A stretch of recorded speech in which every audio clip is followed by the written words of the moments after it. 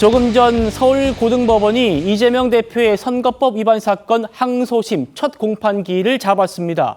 오는 23일 목요일 오후 3시입니다. 지난해 11월 1심에서 의원직 상실형, 징역형을 선고받은 지 2달 만인데요.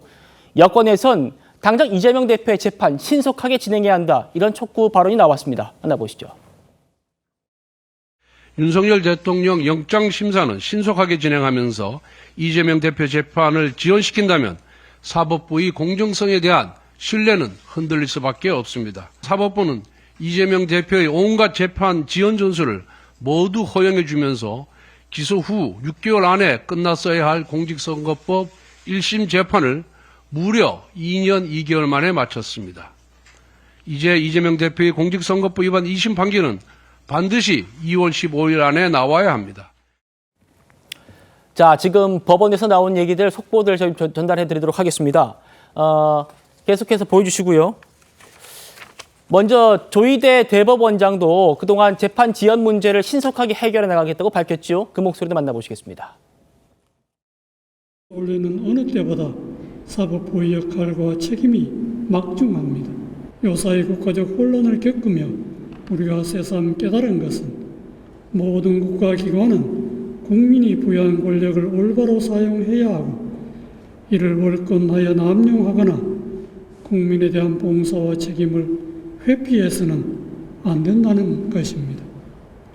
사법부 본연의 사명인 신속하고 공정한 재판을 위한 노력은 2025년에도 계속되어야 합니다. 신속한 재판에 대한 국민적 우려가 완전히 해소되었다고 보기에는 아직 부족한 것이 사실입니다. 다양한 시도를 통해 재판 지연 문제를 지속적으로 해결해 나가겠습니다. 자, 계속해서 법원에서 나온 소식들 제가 정리 좀 해드리겠습니다. 이재명 대표의 선거법 사건 항소심 언제 시작할지 정해졌다는 겁니다. 오는 23일에 시작됩니다. 자, 지금 1심 선고가 나온 지 한참 지났습니다. 2달 만에 2심 절차가 시작되는 겁니다. 아시는 것처럼 1심에서 이재명 대표는 징역형, 의원직 상실형을 선고받았죠. 지금 이 사건에 법원은 이재명 대표의 국선 변호인을 선정한 상황입니다. 아직 사선 변호인은 선임하지 않은 걸로 지금 파악됩니다. 어제 저희가 전해드렸습니다만 이재명 대표는 이 선거법 사건에 1심 변호인을 교체하기로 하고, 그렇죠, 1심 변호인들이 일을 못했다고 생각하는 겁니다. 징역형을 받았으니까요. 교체하겠다라고 했지만 아직까지 선임하지는 않은 걸로 지금 파악됩니다. 저희가 법원 시스템 들어가 보니까 아직까지 국선 변호인으로 지금 되어 있습니다. 대법원에서 형량이 확정되면 이재명 대표는 아시는 것처럼 의원직 상실은 물론이고 대선 출마길이 막히게 됩니다. 저희가 지금 앞에서 첫 주제로 쭉 다뤘던 윤석열 대통령의 수사 상황, 그리고 탄핵 심판 상황과 이재명 대표의 이 선거법 사건 재판 상황, 두 사건의 속도가 어디가 빠를지, 이게 지금 다음 정치 국면에서 굉장한 화두이기 때문에 오늘 법원에서 결정한 이재명 대표 선거법 항소심 재판 일정 시작은 상당히 의미가 있어 보입니다. 김광선 변호사님 어떻게 보십니까? 일단 윤 대통령에 대한 탄핵 심판, 그리고 이재명 대표에 대한 공직선거법 위반 재판이 좀 물고 물리는 것 같아요. 시간과 싸움이다 이렇게 볼 수 있습니다. 그런데 일단 이재명 대표는 수단과 방법을 가리지 않고 재판을 연기해서 굉장히 많이 일을 할 거예요. 그래서 지금 사실 지난번에 2번이나 소송기록서 통지 안 받았잖아요. 그러다가 의원회관 가서 직접적으로 인편을 전달했습니다. 그러면 그 전달 날로부터 20일 이내에 항소 이유서를 써야 하기 때문에 아마 지금은 변호사 이미 선임이 돼가지고 항소 이유서를 작성을 하고 있을 거라고 이렇게 봐요. 그러면서 항소 이유서를 제출할 때 변호사 선임계를 내고 제출할 가능성이 크다 이렇게 보는데, 지금 1월 23일 날 재판 일자가 잡혔다는 것은 그날은 사실 하는 게 없어요. 항소 이유서를 취지를 물어보고, 네, 그 다음에 재판을 어떻게 할 것인가를 하는 그런 상황이기 때문에 우리가 생각하는 2월 15일 날, 그러니까 항소심이 3개월 2월 15일 에 끝날 가능성은 거의 불가능하다, 제로다 이렇게 볼 수밖에 없거든요. 그리고 또 한 가지 또 약간 장애가 있는 것이 곧 판사 인사가 있습니다. 그래서 지금 이재명 대표 사건을 맡고 있는 재판부가 인사 이동에 의해서 이게 갈 가능성이 커요.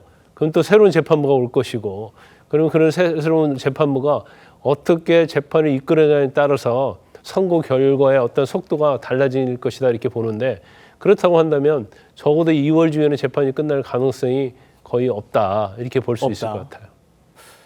2월 중에 이 끝날 가능성은 없다. 그러니까 633 원칙에 따르면은 이 이재명 대표 선거법 사건 항소심은 3월 전에 나와야 됩니다. 그런데 지금 이제 막 23일에 사실상 재판도 아니고 재판 준비를 시작한다는 거기 때문에 633 원칙은 깨질 가능성이 크다, 이런 말씀을 들었습니다. 신조 의원님. 네. 자, 지금 제가 앞서 말씀드렸습니다만 이재명 대표가 이 재판을 지연시키려는 것 아닌가, 이렇게 국민의힘은 의심을 하고 있습니다. 어제도 저희가 전해드렸습니다만 사선 변호인 선임을 계속 미루고 있다. 그러니까 조홍천 의원 얘기는 이 국선 변호인으로 재판을 몇 번 진행하다가 사선 변호인이 이제 들어와가지고 저희가 새로운 변호인이니까 이 사건 재판을 다시 검토해야 됩니다, 이러면서 시간을 끌거든. 그러면 이제 6월까지도 갈 수 있다, 이런 말도 하더라고요. 뭐 충분히 이재명 대표가 이제까지 재판 과정에서 해온 걸로 봐서는 그 이상도 하고는 않겠죠. 근데 지금 이제 국선 변호인 선임돼 갖고 20일 내에 항소유기소 제출해야 된다고 우리 김광선 변호사께서 설명을 해 주셨는데 그게 1월 7일입니다. 계산을 해보니까요. 근데 항소유기소도 중요하잖아요. 그래서 국선 변호인이 작성한 항소유기소를 제출하도록 그냥 방치하지는 않을 걸로 보고요. 누군가 지금 공표를 안 하고 있을 뿐이지 사선 변호인 이미 다 지정을 해갖고 항소유기소 쓰고 있다라고 보거든요. 그래서 그 다음 주 초반 정도 가갖고 이제 새로 바꿔서 변호인 새로 선임해 내고 그쪽으로 내지 않겠나 하는 것도 하나의 시나리오고, 방금 전에 지금 말씀 주신 조홍천 전 의원 얘기대로 그냥 국선 변호인으로 가다가 뭐 사선 변호로 교체를 하게 되면은 그거를 또 이유로 이화영 씨도 막 그런 식으로 해갖고 재판 지연 좀 시키지 않았습니까? 그래서 뭐 충분히 가능성 있는 얘기라고 봅니다.